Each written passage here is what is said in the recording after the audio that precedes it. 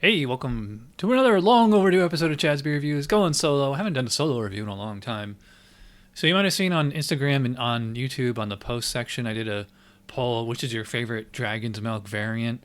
That's because the Publix, which is a big supermarket chain in Florida and the whole Southeast, or at least, so they're having a BOGO sale on all five of the New Holland Dragon Milk, like the regular, the s'mores, the oatmeal cookie, the Crimson Keep, and this one, Tales of Gold, bourbon barrel aged golden ale, 11% ABV. I tried to look it up on their website, has no information about it. Untapped just copies and pastes like what it says right here. So I would love to know which malts and hops are in here, the IBUs, all that stuff, but who knows? I mean, it just says golden ale, bourbon barrel aged. So yeah, pour it in the glass. I know this looks orange on camera. It's the lighting. I would call it, an amber. Definitely an amber. It's got a haze to it. It did get about a thumb width of foam when I poured it. Let's get a whiff. Well, I definitely get like the standard bourbon barrel, like that kind of woody vanilla kind of character, the smell of actual bourbon itself, but not nearly to the extent of like a high quality like KBS or Bourbon County, obviously. It has a lovely, I would say, it has a sweet kind of vanilla kind of smell with just kind of like a hint of bourbon. Like I'm not getting Belgian on this. I'm not getting, any kind of, herbaceous or coffee or anything like that. I will say, like, the only thing that I really get is like a little bit of like, it seems like they add like some vanilla bean to it. So let's see what we're in for here. Cheers.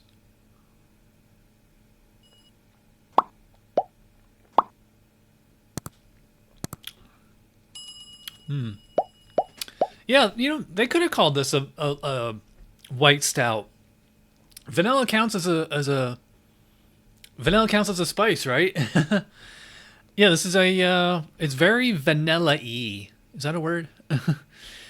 So yeah, like right up front, I just get like I get like a vanilla kind of sensation. I will say like it's not like super obviously fake or like so sweet that it's cloying. It's just kind of a like the natural kind of vanilla flavor that you get off of any kind of bourbon barrel aged beer. It's like got some performance enhancing qualities to it. Yeah, I get a woody character on there, obviously off the bourbon barrel. I get like the actual taste of bourbon itself, which is nice. My only real complaint is like this base brew here is like very boring, I guess. Like it has like no character. I mean, I mean I will give it to them. They are calling this just a golden ale in like the American golden ale style. I believe it's at 18A. It's 17 or 18, I forget. But those are meant to be deliberately, you know, kind of basic, boring styles. It's for like breweries that can't do lager. You basically do a lager as a golden ale. Like there's nothing really special about them. Not a whole lot of hops, not a lot of specialty malt. And I guess that's what they did on this one is they just scaled up a golden ale to an 11% ABV potency. Although I'm sure some of that ABV has got to be coming off the bourbon. Yeah, the vanilla is nice. It has like this kind of slight kind of candy kind of sensation. I get maybe just like the faintest little bit of a spice, maybe like some kind of continental hop, or just like a natural spice that you get like from off the alcohol, like an alcohol bite. You tend to get that a lot in like Belgian kind of beers. What they should have done, they should have done this as a triple. Because you ever had Allagash Carew, whatever it's that beer is awesome. Shout out to my old girlfriend Renee from the Albany days. That was her favorite beer. Should have muted my phone before I started doing this. Sorry. Gotta mute the cats too. Like 90% of the flavor is off the bourbon barrel character. And I suspect like a little bit of vanilla bean or vanilla extract added. So the milk sugar is definitely thickening up the body, which is another interesting, because like when you have like big 11% ABV bourbon barrel aged beers, 9 times out of 10 they're stouts, but a golden ale. So like you're just not used to like even just seeing this color and getting like a thick, rich beer. I mean, I probably would put this at. I probably put about medium full body. It's not straight up full. It's not quite as thick as like a Bourbon County or something like that. But you know, it's pretty hefty. Carbonation's pretty low. Disappointing that the head didn't stick around. Speaking of which, that 11% ABV, I will say, like it's pretty tame. You know, I definitely get like a little bit of warmth. You know, obviously, I don't think I've ever had a beer that strong that like you don't get like a little bit of alcohol, but like it's not distracting on the palate. You know, so it's smooth.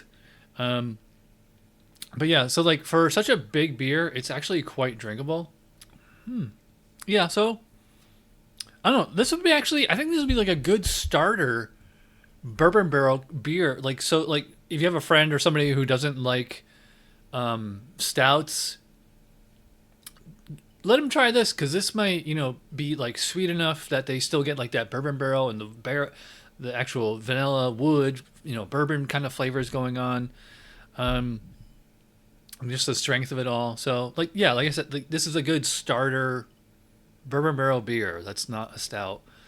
But that being said, it's okay to good. So my final score for Tales of Gold, it's okay. This is like 6.5, maybe 7.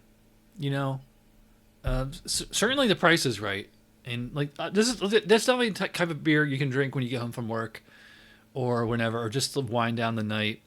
And it's just gonna be like a nice, you know, like a strong beer that, you know, tastes good, but it's just not gonna. It's lacking the wow factor of a KBS or Bourbon County or something like that. So I went super, super long. If you watch all the way to the end, you're beyond awesome. I will see you guys for Chad's Beer Podcast someday. Cheers.